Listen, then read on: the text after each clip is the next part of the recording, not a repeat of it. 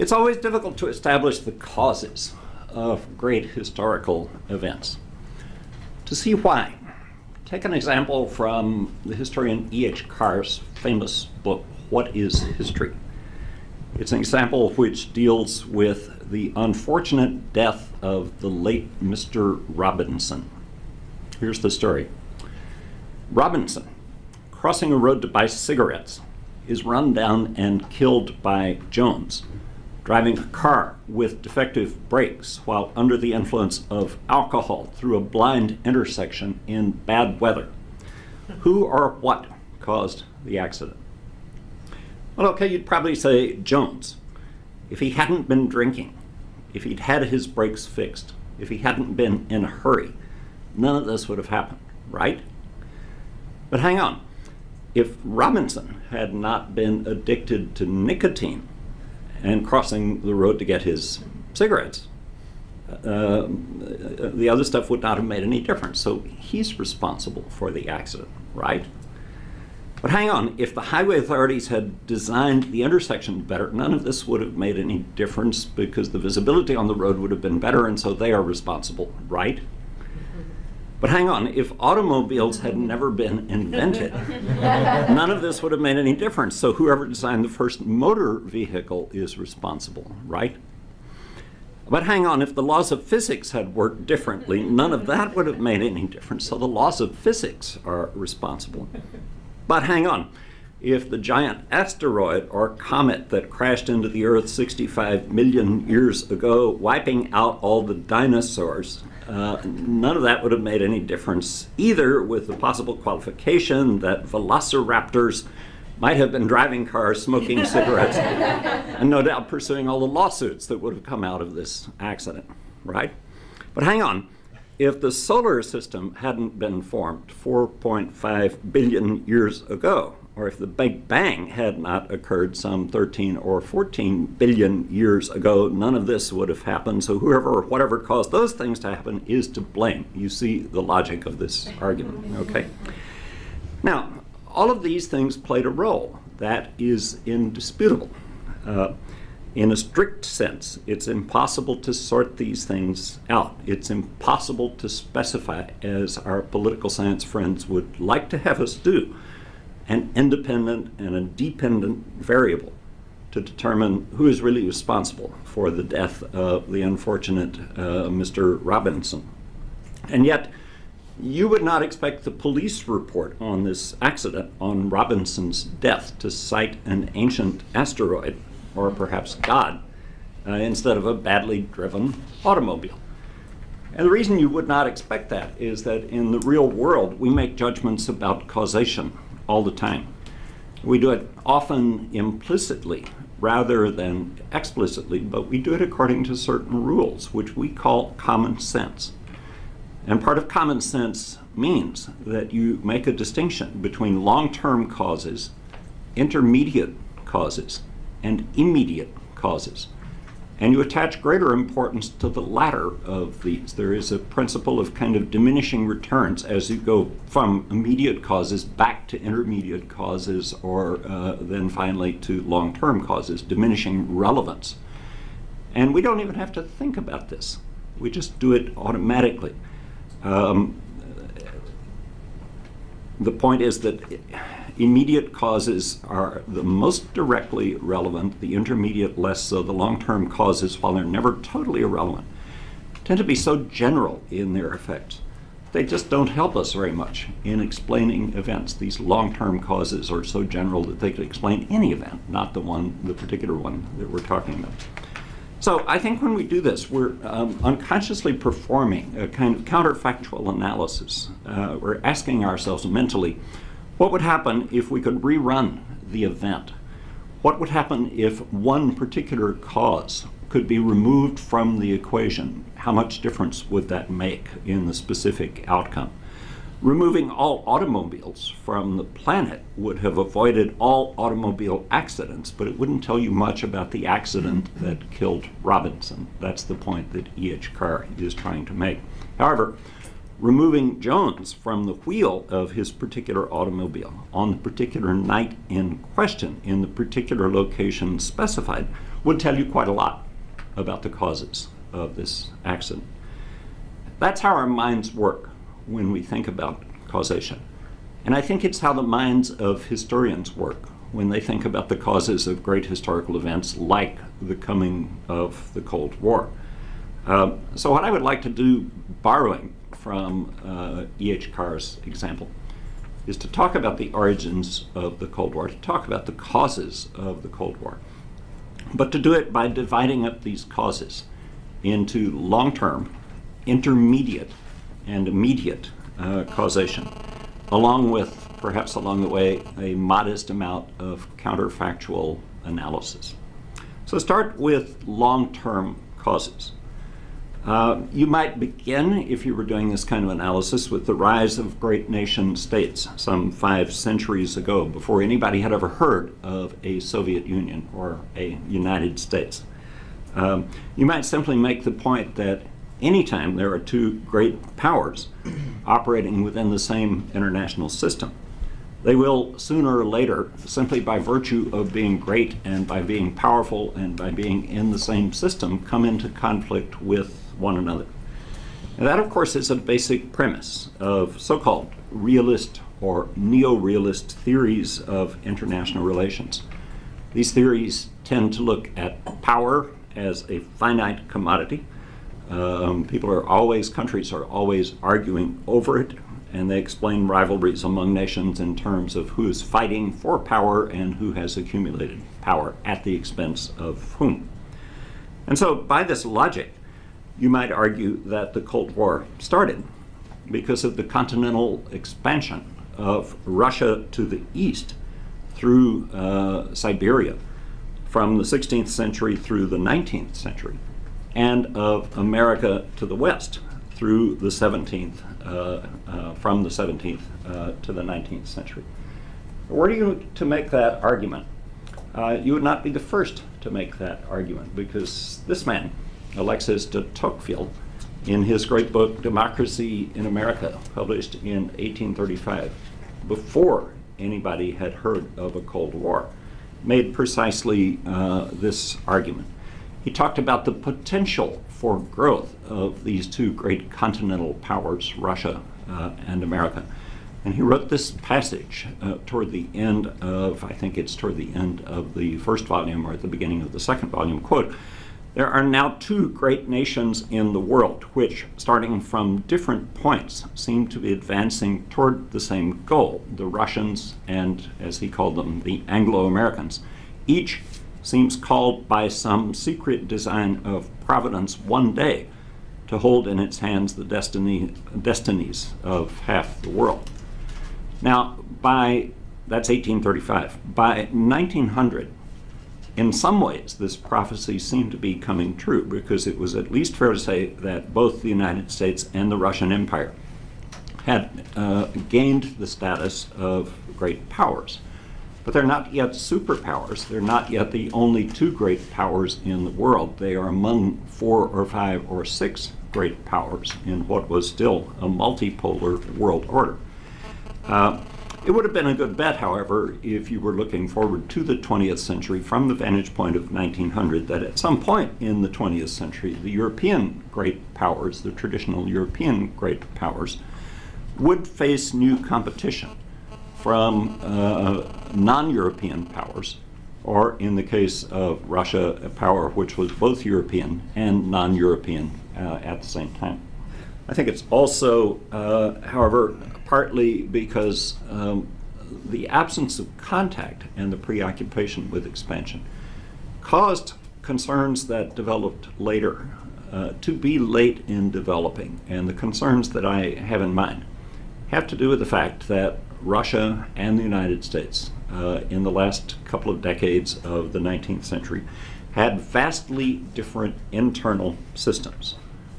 It's just that they hadn't realized this, or had not been aware of it, or had been no reason to think about it throughout most of the 19th century. But toward the end of that century, concerns began to develop, particularly among Americans, about the repressive character of the Tsarist system. This was happening because of the Russian government's mistreatment of Jews, particularly, which was feeding the immigration of Jews to the United States from the Russian territories in the 1880s and the 1890s. But it was also happening as awareness began to dawn for the first time on the part of Americans of what Siberia actually was, the sense that Siberia was not the American West, a place of freedom, but that indeed Siberia was a gigantic prison of peoples, that it was a dumping ground for political dissidents, for exiles, for ethnic groups that the Tsarist government wished to get rid of. One prominent advocate of that point of view, the man who did more than anything else to create in the minds of Americans and indeed in the minds of many Europeans the image of Siberia as a prison of peoples, and to some extent the image of the Russian Empire under the Tsars as a prison of peoples, was this man. This is the first George Kennan. Now, I have to explain right at the outset that there is some confusion about this because there were actually two George Kennans. One of them was this one, George Kennan, no middle name, who lived from 1845 to 1924, who as a young man traveled to Kamchatka and eastern Siberia, who in the 1880s made an epic journey through all of Siberia reporting on the prison system, and who came back and lectured all over the United States in this uniform. This is Siberian prison garb. If you look closely, you'll see that Kennan has chained himself. He's got himself shackled in chains. It was these chains that were on the Siberian prisoners as they quite literally walked across Siberia from the Urals to wherever they were being sent, sometimes thousands of miles, walking in chains, and documented in his book. This Kennan, not to be confused with another George Kennan, George F. Kennan, who you will meet later in this lecture. Interestingly, the Kennan Institute for Russian Studies, which is located in this building, reflects this ambiguity. It has never been clear, I think deliberately so, Christian, which Kennan this institute is named for. Is it the first George Kennan? Or was it George Frost Kennan of the Cold War, born in 1904, died in the year 2005? And perhaps the ambiguity is proper, because the two Kennans together probably did more for the facilitation of Russian studies in this country over the last 120 years than just about anybody else. Anyway, differences in the two internal systems, the awareness of these differences, very much publicized by the first Kennan, did not really begin to affect policy, not really begin to be much more than a media event reflecting the media of that day, until 1917, when two revolutions took place in Russia. The first, which took place in March, confusingly February by the old Russian calendar, was the one that overthrew the ancient Tsarist autocracy of the Romanovs and established what purported to be a democratic provisional government. A highly significant event from the standpoint of the United States and from the standpoint of the president, whose monument we are within, the living monument, Woodrow Wilson, who was taking the United States into World War I on the side of the Allies in April of 1917. Russia itself had been allied with the British and the French, but Wilson would have been intensely uncomfortable joining a coalition of which the Russian Tsar was a part. But with the Russian Tsar having been dumped only some 2 or 3 weeks before the United States came into the war, Wilson really was quite literally able to portray the cause for which he was bringing the United States into the war as famously making the world safe for democracy. So the timing of that first revolution in Russia was quite critical to Wilson's action in bringing the United States into the war. Unfortunately, however, the provisional government lasted, as you know, only until November of 1917. or October by the old Russian calendar, which is why it's still called the October Revolution, at which point the Bolsheviks under Vladimir Ilyich Lenin staged their coup. It was not really a popular revolution, it was a coup d'etat in Petrograd, now St. Petersburg, called for a world proletarian revolution, workers of the world uniting, and pulled Russia out of the Allied coalition that had been fighting Germany altogether. Now, the Americans find this shocking and respond in two different ways. They respond first, and this was characteristic of Wilson, with ideas. Wilson's famous 14-point speech of January 1918, which probably is the single most important speech given on foreign policy by an American leader in the 20th century, in the sense that it establishes an American ideology in foreign policy, which would last all the way through that century and still is in existence today. That speech was made in response to the revolution, the Bolshevik Revolution in Russia. The idea was to counter the appeal of Bolshevism in Europe and elsewhere by calling for a world in which everybody would enjoy the benefits of self-determination, private enterprise, and peace. The feeling was that the Allies had to counter the offer of peace, land, bread, revolution, justice that had come from the Bolsheviks. So a war of ideas is beginning between Russians and Americans with Wilson's 14 points. But secondly, Wilson also responds to the Bolshevik Revolution with an early form of containment.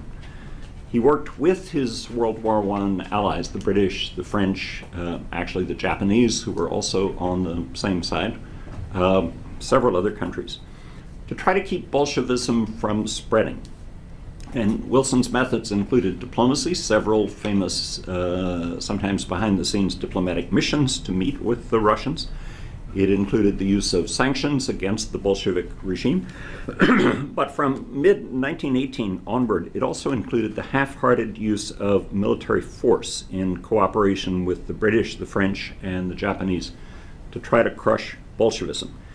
And so that's how it is that in an episode still not widely remembered or not widely known, American troops wound up being sent to Murmansk, Archangel, Vladivostok, and they actually wound up running about half of the Trans-Siberian Railroad in the period of 1918-1919. Curiously, the most detailed treatment of this intervention, in a scholarly sense, is by the second George Kennan, George Frost Kennan, who after his career in government became a historian and dedicated himself to trying to tell this story, which he does in profuse detail. So much so that his great two-volume history of Russian-American, Soviet-American relations, which was supposed to come down to the present, never actually got past 1920. Kennan got so fascinated in telling this story. The intervention almost worked. You see here not so much where the Americans were, but you see where the anti-Bolshevik forces, the white forces were. They were in the Baltic states. They were down in the Ukraine. Admiral Kolchak, coming in from Siberia, came very close to crushing Bolshevism in 1919. But the Bolsheviks had the advantage of internal lines, and they also had the advantage of the confusion of their adversaries who disagreed with one another. The whites hated the other whites almost as much as they hated the Reds. And so in that sense, the Bolsheviks were able to rally and to defeat the whites, and by 1922, were in control of all of the territory, including as far as Vladivostok, that we now remember as the Union of Soviet Socialist Republics. So that was a period where differences over internal systems had become quite important. Which systems should serve as a model for the rest of the world?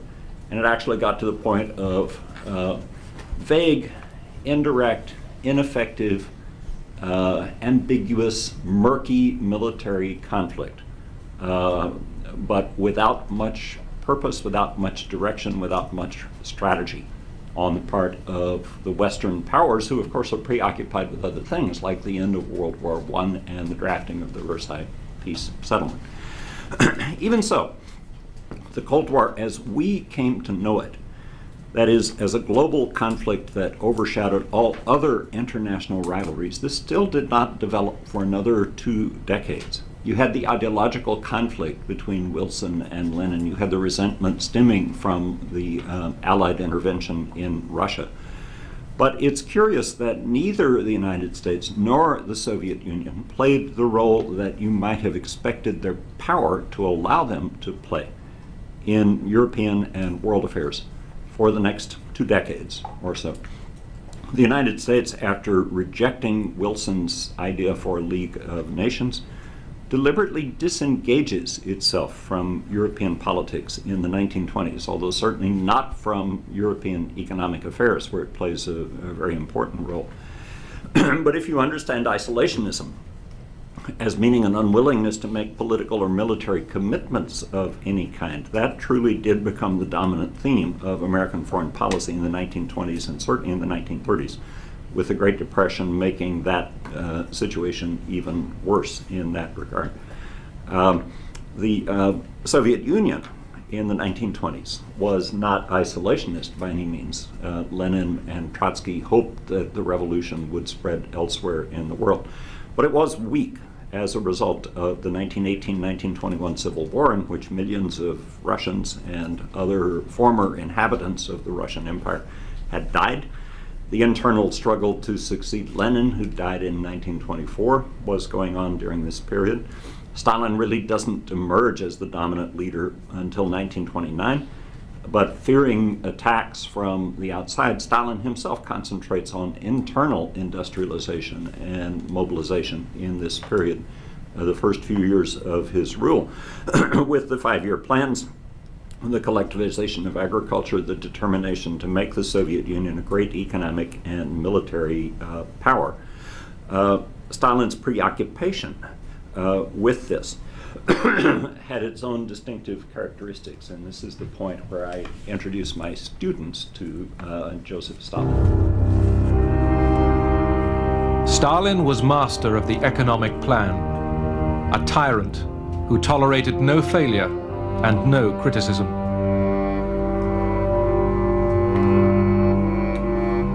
Privately owned fields became collectivized prairies. The cost of collectivization was the murder of millions of peasants and renewed famine. The truth was kept secret.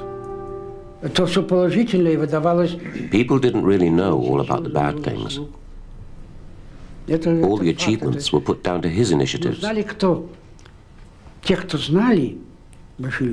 Those who knew otherwise would shut up. They knew if they said anything, they would be imprisoned and shot. It was a regime of terror.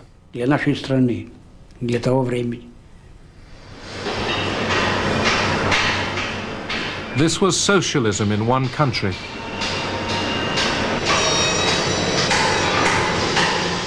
Heavy industry's output doubled in 10 years. Stalin felt that in order to get public support for the things he was doing, which were very harsh policies, he had to convince a great many of the people, the common people and the party members, that Russia was confronted with a conspiracy on the part of the major capitalist powers to undermine the Soviet government by espionage. Lenin's old comrades confessed to imaginary crimes. Игра разоблачена, маска предательства с их облика, с их лиц сорвана, и сорвана раз и навсегда. Пусть прогремит ваш приговор, как освежающая и всеочищающая гроза справедливого. I could see them there with their pale faces, their twitching lips, their evasive eyes. These were the faces of men who had been if not tortured, then terrified in many ways, and often by threats to take it out on their families if they didn't confess. The Moscow trials tore away some foreign illusions. Stalin's Soviet Union was revealed as a police state, not a workers' paradise. So, as a result of these events in the 1920s and 1930s, it's interesting that the Americans and the Russians actually have so little to do with what's going on in Europe. They are both turning inward for separate reasons, despite the fact that these are the two powers that ultimately will settle the outcome of World War II in Europe. And to explain this, to explain how this pattern developed, I think one has to shift now from to the category of intermediate causation, to begin to look a little more closely at the international environment and the circumstances that were shaping it in this period. Externally, in terms of external circumstances, the United States is still strongly isolationist right through the 1930s. And indeed, with the Neutrality Acts of 1935-37, the Congress had attempted to prohibit through legislation any actions that might have involved the United States in a new European war. There's no question that Franklin Roosevelt would like to have taken a more forthright stand. He saw the dangers of the aggressors from the time that he took power in 1933. But because of the severity of the Depression, because of the persistence of domestic isolationism, he could do very little as a democratic leader, democratic with a small d. The Soviet Union, for geographical reasons, could not so easily remain on the sidelines, but it too is desperately worried about a new world war and is seeking to prevent this from happening in two different ways. First of all, somewhat implausibly, the Soviet Union in the 1930s becomes the most visible booster of the League of Nations and the principle of collective security. The United States, of course, having remained aloof from the League of Nations. But when the British and the French make it clear at the Munich conference of September 1938 that they aren't going to do anything to defend Czechoslovakia against Nazi Germany's demands for the Sudeten territories, Stalin falls back on his second strategy, and recent research on the Soviet Union in this period suggests that the second strategy was the one more deeply rooted. The second strategy was the one to which Stalin had been predisposed all along. As you'll see from the next video, Neville Chamberlain, the British Prime Minister, had been willing to trust Hitler and therefore signed the pact with him at Munich because he feared Stalin more. And of course this proved to be a mistake when Hitler took over all of the Sudeten land in March of '39. Chamberlain issues the security guarantee to Poland on the grounds that Hitler had not proven himself to be trustworthy, not a gentleman.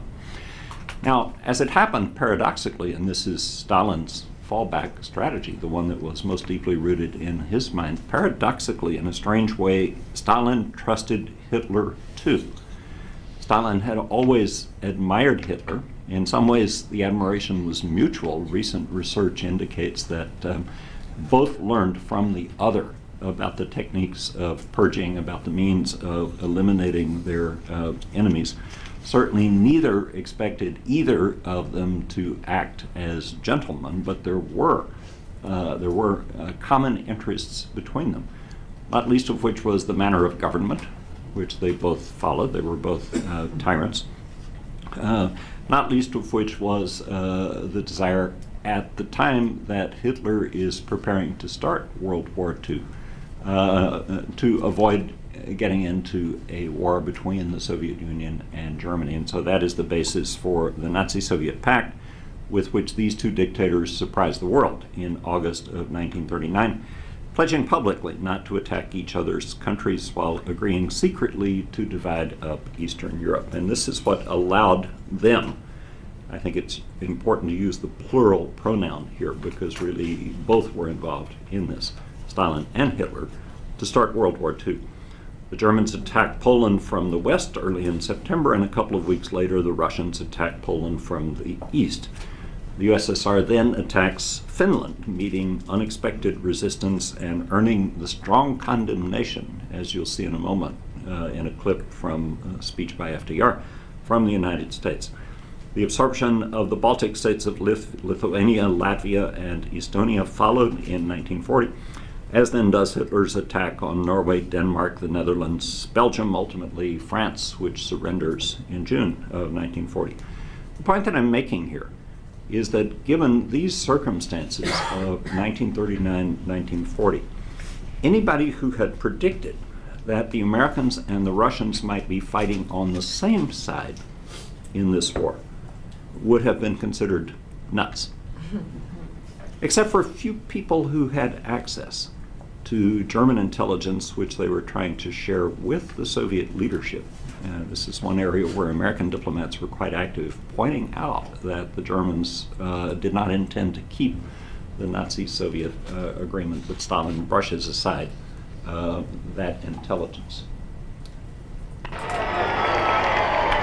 Britain's Prime Minister, Neville Chamberlain, trusted that Hitler would listen to reason. When I was a little boy, I used to repeat, if at first you don't succeed, try, try, try again. In September 1938, Chamberlain flew to Munich. War seemed close as Germany prepared to invade Czechoslovakia. But Chamberlain went determined to appease Hitler.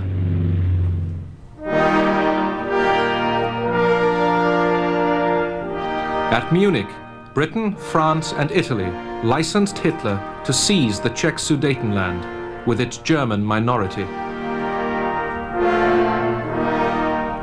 Czechoslovakia's allies had abandoned her. In Moscow, Stalin drew lessons from Munich. The Western democracies, he concluded, would never stand up to Hitler. Stalin planned a desperate stroke of diplomacy. The fascist and communist arch-enemies were about to embrace. Hitler flew his foreign minister, Ribbentrop, to Moscow.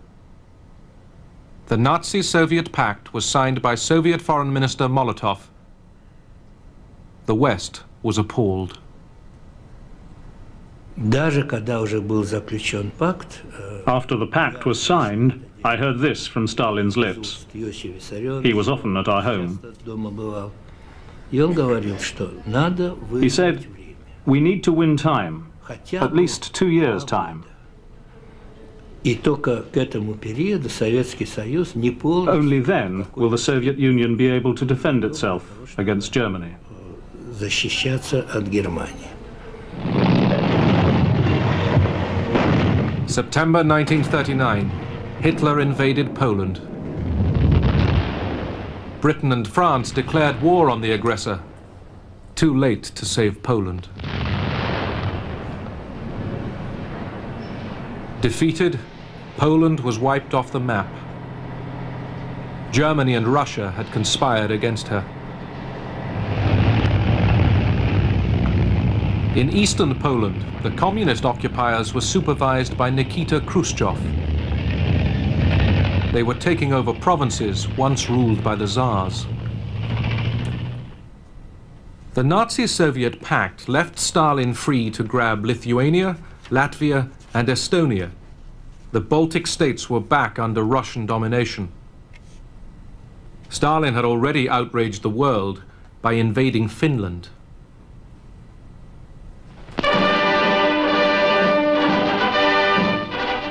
The Soviet Union is run by a dictatorship as absolute as any other dictatorship in the world. It has allied itself with another dictatorship, and it has invaded a neighbor so infinitesimally small that it could do no conceivable possible harm to the Soviet Union. This, I think, is a dimension of Roosevelt's thinking that has often been forgotten as we remember the cooperation from the Big Three conferences in World War II. But it's useful for indicating just what a surprising development that cooperation was, given the intensity of the bitterness felt at this point. I also like to run this clip just to show my students what a good speech sounds like. Then there occurred, however, what has to go down in history as one of the dumbest ever acts of statecraft. And this was Hitler's decision to declare war on both the Soviet Union and the United States within 6 months of one another in 1941. Don't ever try this at home. We know why Hitler launched the surprise attack on the Soviet Union on June 22nd, 1941. Hitler had always seen the Soviet Union as his chief adversary, and he always saw the Nazi-Soviet pact as a temporary expedient. Maybe Stalin did too, but Stalin put more faith in it, and Stalin saw it as more necessary, and he certainly thought it would last longer than the 2-year period. In some ways, Stalin had been as naive as Neville Chamberlain in believing there could be even a temporary basis for peace with a leader like Hitler. Why Hitler declared war on the United States following the Japanese attack on Pearl Harbor on December 7th, 1941, is still, even to this day, much less clear. Maybe he believed that the Americans had been militarily weakened and psychologically demoralized by the Japanese attack. Maybe he regarded the United States, because of the military support that it was already giving now to Britain and to the Soviet Union, as already in effect in the war, and it was not going to make any difference. Whatever the cause, however, this act, Hitler's declaration of war on the United States on December 11th, 1941, ensured that the Americans, despite Pearl Harbor, would follow the strategy that had been worked out already by Roosevelt and Churchill and their military advisors, which was to consider Germany the more dangerous ally and to go for Germany first. And so it was Hitler who gave both the Soviet Union and the United States a common enemy, and hence reason to intervene with massive military force on the European continent. But think back for a minute just to the problems of causation in history. What theory would have predicted the behavior of somebody like Hitler? We have a lot of theories floating around, particularly rational choice theory, which is popular in economics departments and in political science departments. But how could you describe the decision of Hitler to declare war on both the Soviet Union and the United States as a rational act in the first place? And yet think counterfactually about what would have happened if Hitler had not declared war on the United States on December 11th. The United States would have been at war with Japan as a result of the attack on December 7th. But could Roosevelt have persuaded the American people to say, we are not going to do anything about Japan, we're going to postpone dealing with Japan, and we're still going to be arming against a possible war with Germany? I don't think so. I think we would have swung full scale to the war in the Pacific. And that would have really changed the configuration of all of World War II. So Hitler's unpredictable, irrational act plays a major role in setting up the dynamics of World War II itself. He was, in many ways, the architect of the Grand Alliance. So, to have a Cold War, you had to have, and this is what sets up this particular situation. Really, it's Hitler who produces this map in the end. It's his actions that cause this. To have a Cold War, you also, however, had to have issues for the Americans and the Russians to disagree about once they had successfully fought the war. And you see here from the map what the war was looking like in its final stages, with the D-Day landings having taken place, with the Russians invading from the east. There was certainly a common cause in defeating Hitler, but what was going to be the shape of the post-war world when they had vanquished Hitler. This is where one is beginning to get into the immediate causes of the Cold War. Now, in some ways, again, thinking counterfactually, if it had been left up to the great men who ran the war, if they could simply have gotten together around a big round table and sat down, because they were all fairly hard-nosed realists in some way, they might have simply cut a deal to carve up Europe into spheres of influence, into Russian, British, and American, or Russian and Anglo-American spheres of influence. And of course they did sit down around three big round tables during the course of the war, first at the Tehran Conference in 1943, and then the Yalta Conference in February of 1945, and then later Stalin, Truman, and Attlee, who replaced Churchill, at the Potsdam Conference in July-August 1945. But it was not that simple. It was not so easy for the leaders of these countries, operating like mafia dons, or perhaps operating like Tony Soprano's gang, to simply carve out the territory. And I think it's here that the real causes of the Cold War come in. Why couldn't there have been simply a traditional sphere of influence division in the old classical European balance of power sense? I think there were several reasons for this. One had to do with the Americans' conception of what the war was being fought for.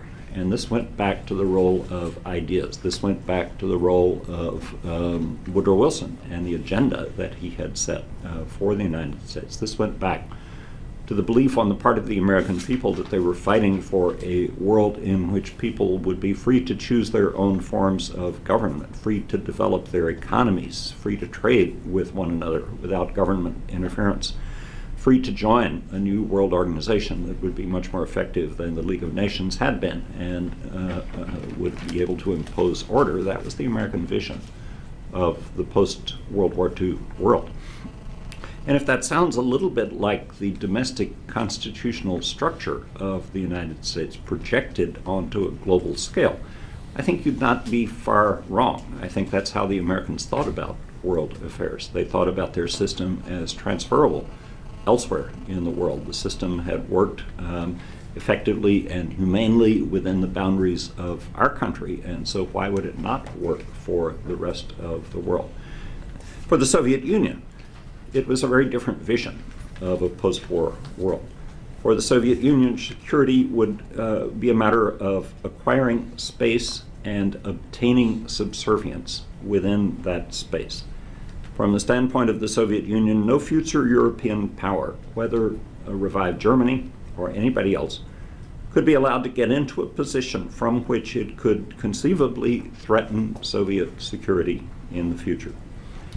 Stalin very much reflected in this regard some of the thinking of the old Russian czars, based on something that George Kennan II frequently pointed out, which was the absence of natural physical barriers along the boundaries of the Soviet Union, which made it much more vulnerable than, for example, the United States with its ocean barriers. Stalin is also reflecting something else, which is a tendency to conflate the interests of the state and the interests of the ruling party in the Soviet Union with his own personal interests as well, which is to say that he saw potential enemies everywhere. And this did not extend just to the outside world. He saw potential enemies within the inner world of the Soviet Union. He saw potential enemies, as we know from the purges of the 1930s, within the inner walls even of the Kremlin. So with Stalin, you've got somebody who really defines security at several different levels. There's an international level to his definition of security, there is a national level to it, and there is a personal level to it. And what it means at all levels is that you can't trust anybody, that there are enemies everywhere, The term paranoia has been used to define this concept, and that's a psychological term about which psychologists argue, but it's not far from being wrong in thinking about Stalin's own personality and the fact that as in some ways the most absolute ruler of any state in the world at this point in the final stages of the war, Stalin is able to impose his own personality on the state he runs, a luxury not afforded to Franklin Roosevelt or to Winston Churchill or to just about any other leader in the world at that time. So what did that mean in operational terms? It meant, first of all, boundary adjustments in favor of the Soviet Union. Stalin is determined to hang on to the territorial concessions that he'd gotten as a result of that distasteful pact with Hitler in 1939. So that meant taking over permanently Latvia, Lithuania, and Estonia. It meant moving the Soviet-Polish border west some 200 miles. It meant carving out additional territorial gains at the expense of Finland, Czechoslovakia, and Romania. But it meant more than that. It meant also that there would be subservience beyond those new borders. It meant that there would be so-called friendly states beyond those new borders, that while Finland, Poland, Czechoslovakia, Hungary, Romania, Bulgaria would remain ostensibly, and Albania, let's not forget Albania, would remain ostensibly independent. They are not to be allowed to maintain hostile policies toward the Soviet Union or potentially significant military capabilities which could be directed against the Soviet Union. So that's a second priority in addition to the boundary changes. A third priority from Stalin's point of view is the demilitarization of Germany.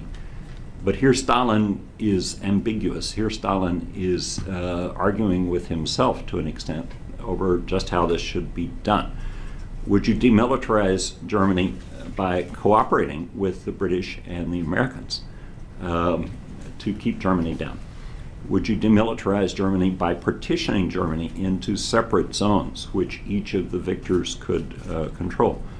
Or would you demilitarize Germany in a different way? Would you demilitarize Germany by waiting for the Bolshevik Revolution to take place in Germany? And this is an idea that went back to Lenin, that the Bolshevik Revolution could never be solid until it had taken place in a truly proletarian country.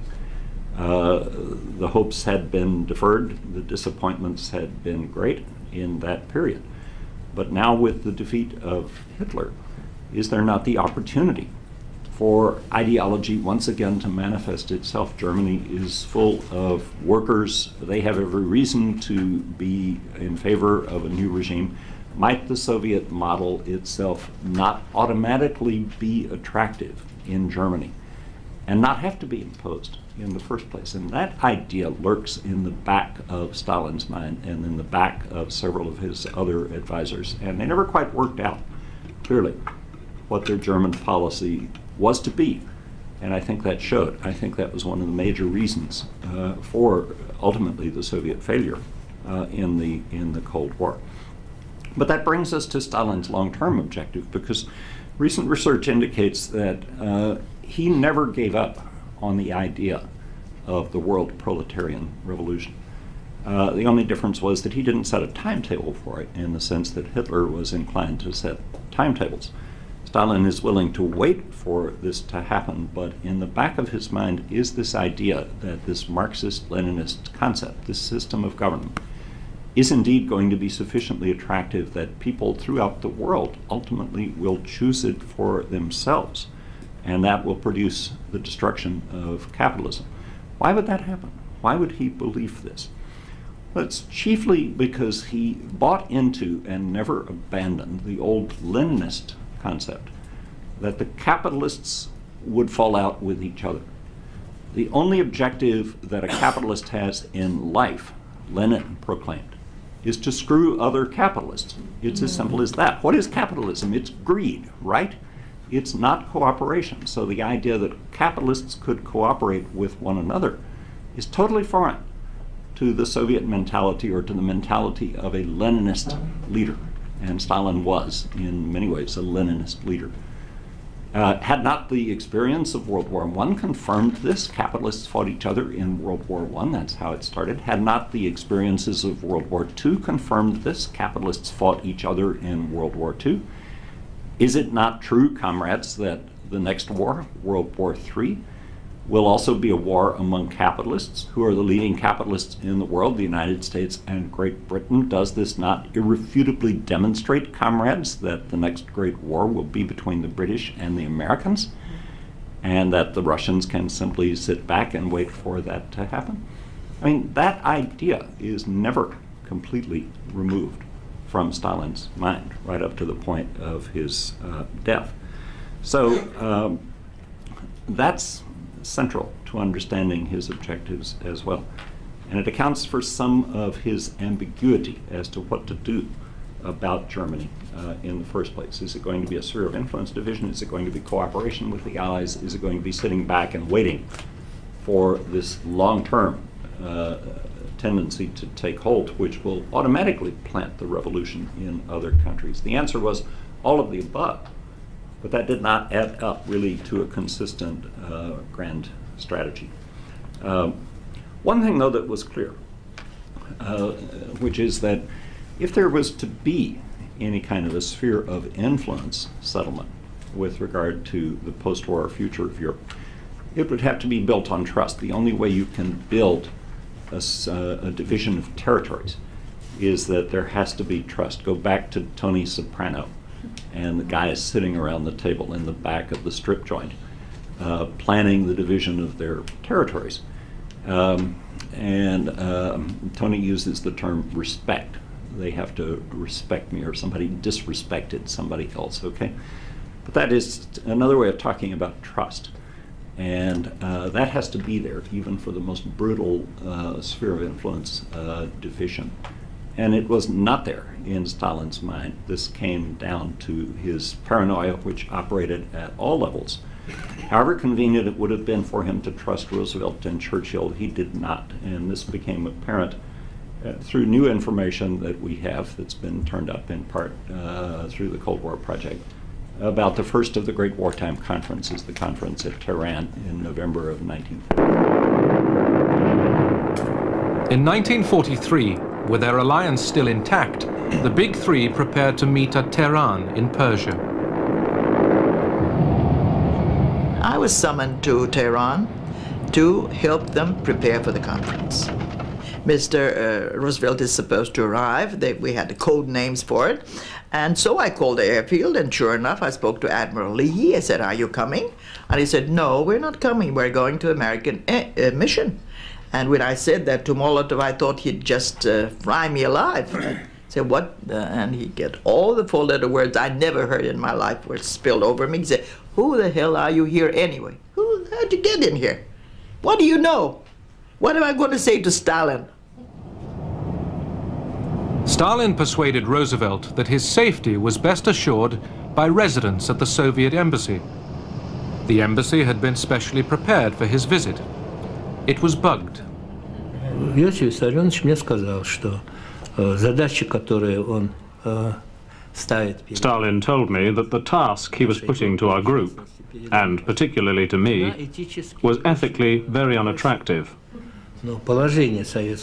However, the position of the USSR was so serious that he had to know what our allies were thinking. Stalin was very skillful in dealing with Roosevelt and Churchill. Even Churchill began to quite like him, you know, and talk about Uncle Joe, which was a quite affectionate term. And they both had this idea that if you treated him the right way, the phrase was, if you treat Uncle Joe like a member of our club, perhaps one day he will behave like a member of our club. Every day, at 8 in the morning, I had to go to Stalin. I went with all the transcripts, in Russian and in English. For about an hour, Stalin examined, in great detail, all of Roosevelt's conversations. Выяснял все детали разговоров, которые вел Рузвельт. I don't think FDR was capable of conceiving of a man of such profound iniquity, coupled with enormous strategic cleverness, as Stalin. He had never met such a creature. And Stalin was an excellent actor, quiet, affable, reasonable. He sent them all away thinking this really is a great leader. The Allies agreed that post-war Eastern Europe would be a Soviet zone of influence. Stalin would annex Eastern Poland. As compensation, the Poles would get a slice of Eastern Germany. Poland was offered no choice.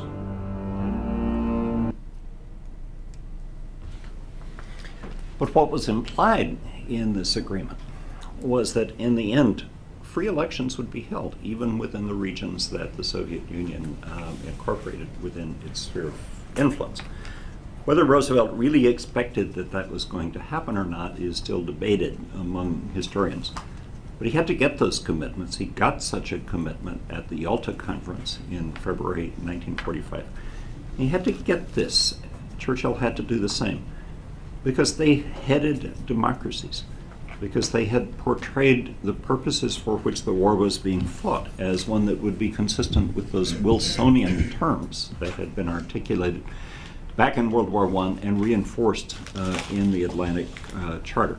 Democratic leaders ultimately have to expect to be held accountable for their actions. And this was why a simple sphere of influence solution, a Tony Soprano solution, really would not have been feasible for Roosevelt and Churchill in the final analysis. That was one problem. The other problem, however, and this I think is something that emerges even more significantly now as we begin to broaden the focus of Cold War studies from just the two superpowers to the smaller actors, and in this case particularly the Europeans in this situation, the Europeans themselves, is that Roosevelt and Churchill and Stalin in the final analysis would have had to sell a sphere of influence agreement to the Europeans. Because although the Europeans did live within what at the time looked like a complete power vacuum, at the same time it's important to understand that the Europeans were not without power. Power takes a lot of different forms. The Europeans had the choice of collaborating with their occupiers or resisting their occupiers. And that makes a big difference in how you run an occupation. Do you do it in cooperation with the locals, or do you do it against their objections? Resistance does not always have to be overt and obvious to be effective. It costs a lot more to administer territories inhabited by people who don't want you to be there than it does to administer territories filled with people who welcome your presence. And so the big question in Europe in 1944 and 1945 was how the Europeans themselves would respond to the prospect of being occupied by these two great non-European superpowers. I think the answer to this question is pretty much the key to understanding the origins of the Cold War in Europe. This gets down to really immediate causation.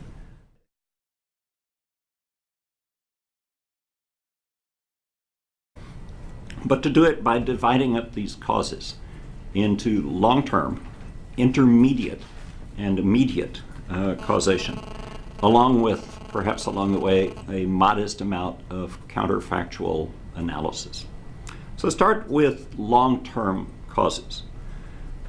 You might begin, if you were doing this kind of analysis, with the rise of great nation states some 5 centuries ago, before anybody had ever heard of a Soviet Union or a United States. You might simply make the point that anytime there are two great powers operating within the same international system, they will sooner or later, simply by virtue of being great and by being powerful and by being in the same system, come into conflict with one another. And that, of course, is a basic premise of so-called realist or neo-realist theories of international relations. These theories tend to look at power as a finite commodity. Countries are always arguing over it, and they explain rivalries among nations in terms of who is fighting for power and who has accumulated power at the expense of whom. And so by this logic, you might argue that the Cold War started because of the continental expansion of Russia to the east through Siberia from the 16th century through the 19th century, and of America to the west through the 17th, from the 17th to the 19th century. Were you to make that argument, you would not be the first to make that argument, because this man, Alexis de Tocqueville, in his great book Democracy in America, published in 1835, before anybody had heard of a Cold War, made precisely this argument. He talked about the potential for growth of these two great continental powers, Russia and America. And he wrote this passage toward the end of, I think it's toward the end of the first volume or at the beginning of the second volume, quote, "There are now two great nations in the world which, starting from different points, seem to be advancing toward the same goal, the Russians and, as he called them, the Anglo-Americans. Each seems called by some secret design of Providence one day to hold in its hands the destinies of half the world."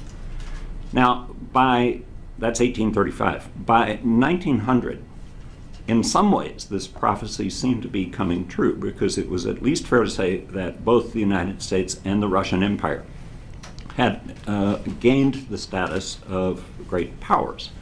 But they're not yet superpowers. They're not yet the only two great powers in the world. They are among 4 or 5 or 6 great powers in what was still a multipolar world order. It would have been a good bet, however, if you were looking forward to the 20th century from the vantage point of 1900, that at some point in the 20th century, the European great powers, the traditional European great powers, would face new competition from non-European powers, or in the case of Russia, a power which was both European and non-European at the same time.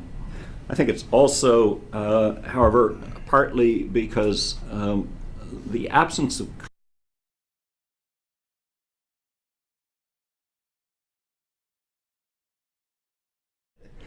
it's always difficult to establish the causes of great historical events. To see why, take an example from the historian E.H. Carr's famous book, What is History? It's an example which deals with the unfortunate death of the late Mr. Robinson. Here's the story. Robinson, crossing a road to buy cigarettes, is run down and killed by Jones, driving a car with defective brakes while under the influence of alcohol through a blind intersection in bad weather.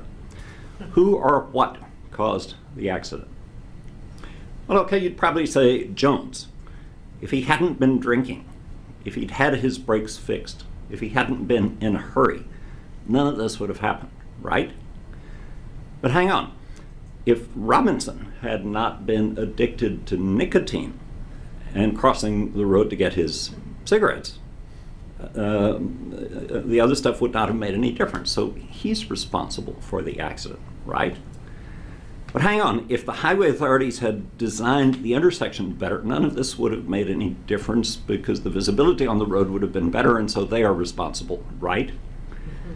But hang on, if automobiles had never been invented, none of this would have made any difference. So whoever designed the first motor vehicle is responsible, right?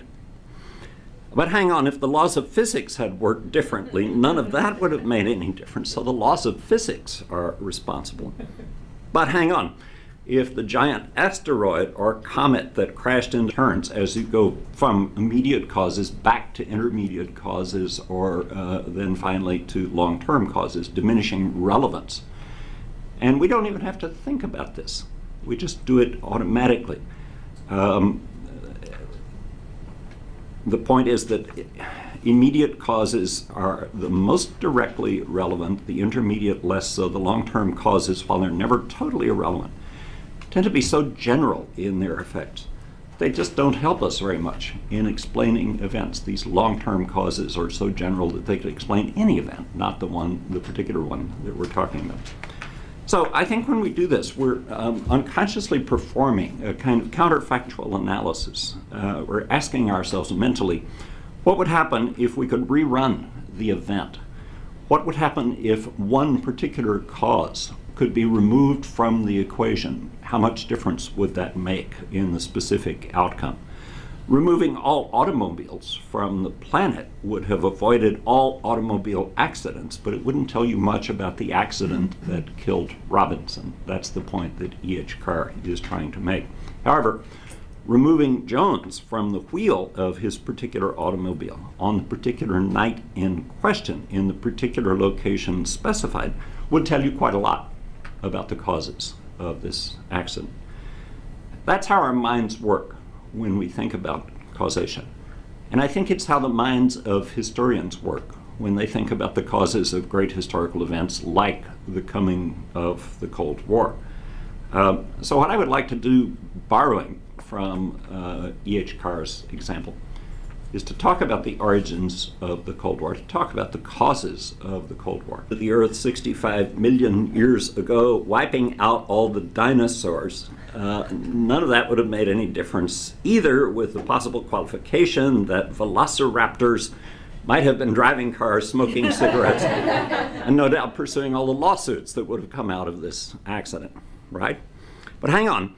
If the solar system hadn't been formed 4.5 billion years ago, or if the Big Bang had not occurred some 13 or 14 billion years ago, none of this would have happened. So whoever or whatever caused those things to happen is to blame. You see the logic of this argument, okay? Now, all of these things played a role. That is indisputable. In a strict sense, it's impossible to sort these things out. It's impossible to specify, as our political science friends would like to have us do, an independent and a dependent variable to determine who is really responsible for the death of the unfortunate Mr. Robinson.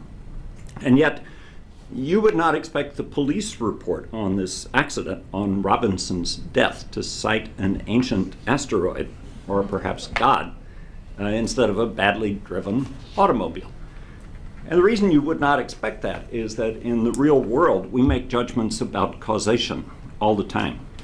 We do it often implicitly rather than explicitly, but we do it according to certain rules, which we call common sense. And part of common sense means that you make a distinction between long-term causes, intermediate causes, and immediate causes. And you attach greater importance to the latter of these. There is a principle of kind of diminishing